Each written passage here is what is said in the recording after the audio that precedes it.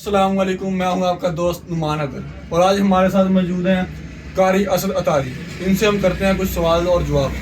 السلام علیکم۔ وعلیکم السلام ورحمۃ اللہ۔ سر، ہم بچپن سے پڑھتے آ رہے ہیں، علم حاصل کرتے آ رہے ہیں، اور ہم نے کتابوں سے بھی پڑھا ہے اور بڑوں سے بھی سنا ہے کہ علم حاصل کرنا ہر مسلمان مرد عورت پر فرض ہے۔ اب کون سا علم حاصل کرنا ہر مسلمان عورت پر فرض ہے؟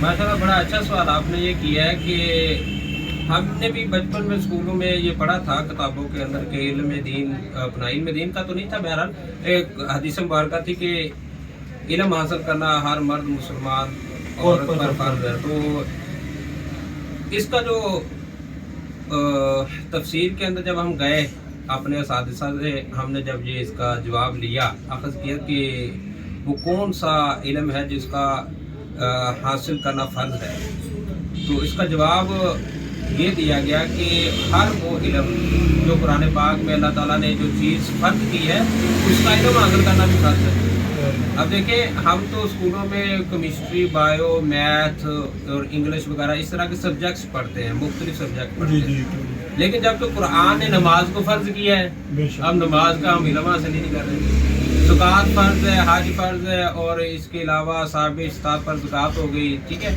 روزہ فرض ہے۔ تو یہ چیزیں جو ہیں جو اللہ رب العزت نے انسانوں پر فرض کی ہیں، ان کا علم حاصل کرنا فرض ہے۔ تو لہٰذا پتہ چلا کہ علم دین حاصل کرنا، دین کا علم حاصل کرنا فرض ہے، چونکہ غیر مسلم بھی تو علم حاصل کرتے ہیں نا، تو وہ ان والا علم حاصل کرنا فرض نہیں ہے، علم تو یہی ہے نا۔ تو اس لیے اس حدیث مبارکہ میں جو کہا گیا نا کہ وہ کون سا علم، یہ جو آپ نے سوال کیا ہے کہ کون سا علم حاصل کریں جو فرض ہے، تو اس کا جواب یہی ہے کہ نماز کا علم حاصل کرنا، روزے کا، حج کا، زکوٰۃ کا، ٹھیک ہے، تو یہ جو قرآن پاک میں جو چیز فرض ہے اس کا علم حاصل کرنا فرض ہے۔ سر، چلو آپ سے سیکنڈ سوال کرتے ہیں۔ شروع میں نماز کی کون سی چیزیں سیکھنی چاہیے؟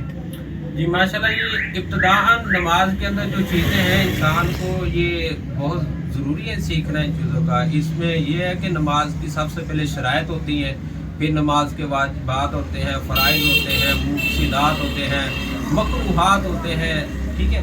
تو یہ وہ ساری چیزیں ہیں جو انسان کو اسٹیپ بائی اسٹیپ ان کو سیکھنا چاہیے تاکہ وہ اپنی نماز کو کامل طریقے سے ادا کرنے میں کامیابی حاصل کرے۔ سر، آپ سے نیکسٹ سوال یہ ہے کہ نماز کے شرائط اور فرائض کتنے ہیں اور کون کون سے ہیں؟ جی، نماز کے شرائط جو ہیں وہ 6 ہیں۔ پہلا ہے طہارت، دوسرا ستر عورت، تیسرا استقبال قبلہ، چوتھا وقت ہے، پھر نیت ہے، پھر اس کے بعد تکبیر تحریم ہے۔ یہ 6 شرائط ہیں نماز کی، ترتیب کے ساتھ ہیں۔ پھر ان کے بعد جو فرائض ہیں وہ اس میں سے ایک اگر بڑھا دیں تو وہ 7 ہے، ٹھیک ہے۔ شرائط 6 تھی، 6 میں ایک اور داخل کریں تو 7 ہو جائے گا، تو 7 جو ہیں یہ نماز کے فرائض ہیں۔